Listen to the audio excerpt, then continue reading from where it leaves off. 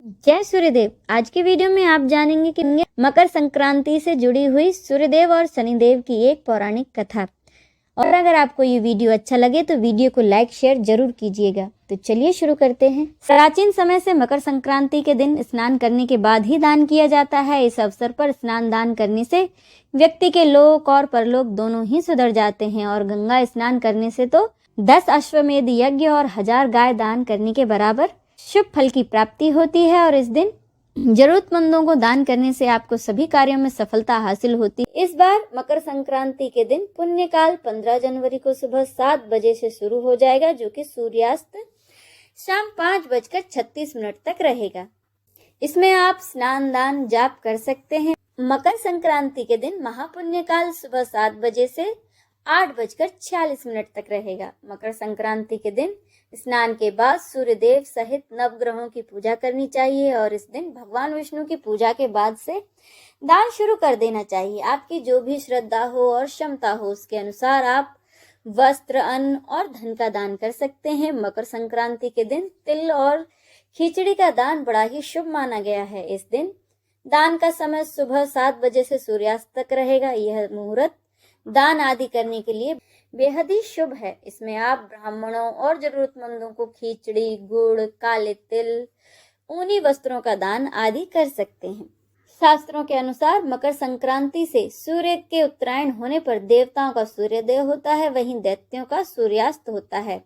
उत्तरायण होते ही दिन बड़े और रातें छोटी होने लगती हैं। दरअसल सूर्यदेव 12 राशियों में एक महीने विराजते हैं। जब भास्कर देव कर्क, सिंह, कन्या, तुला, वृश्चिक और धनु राशि में रहते हैं तो इस काल को दक्षिणायन कहते हैं। इसके बाद जब सूर्य नारायण मकर, कुंभ, मीन, मेष, वृष और मिथुन राशि में प्रवेश करते हैं, इसी काल को उत्तरायण कहते हैं।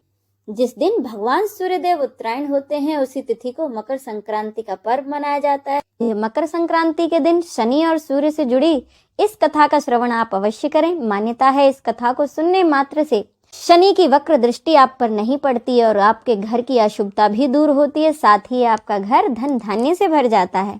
ये सूर्यदेव और शनिदेव के मिलन का दिन है। इस दिन सूर्यदेव की काले तिल के साथ उपासना करने से व्यक्ति को शनि दोष से राहत मिलती है। इसके अलावा मकर संक्रांति के मौके पर सूर्यदेव और शनिदेव की कथा पढ़ने से जीवन में सुख समृद्धि आती है।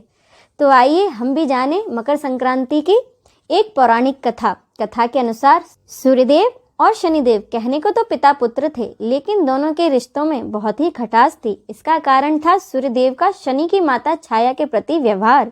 जब शनिदेव का जन्म हुआ तो सूर्यदेव ने शनिदेव के काले रंग को देखकर कहा कि ये उनका बेटा नहीं हो सकता और उन्होंने शनिदेव को अपना बेटा मानने से इनकार कर दिया।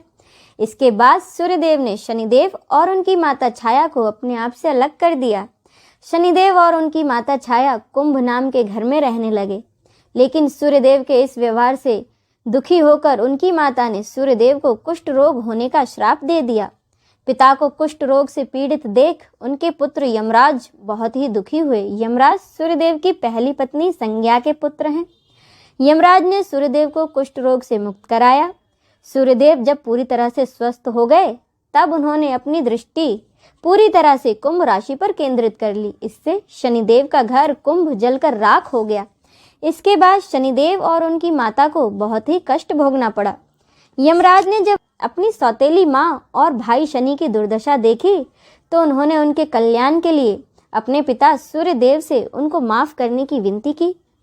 सूर्यदेव ने उनकी विनती स्वीकार कर ली और उनके कहने पर सूर्यदेव शनि से मिलने उनके घर गए।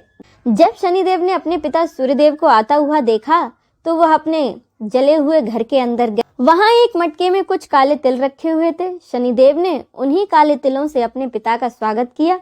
शनि के इस व्यवहार को देखकर सूर्यदेव बहुत ही प्रसन्न हुए और उन्होंने और उनकी माता को रहने के लिए एक दूसरा घर दिया जिसका नाम था मकर।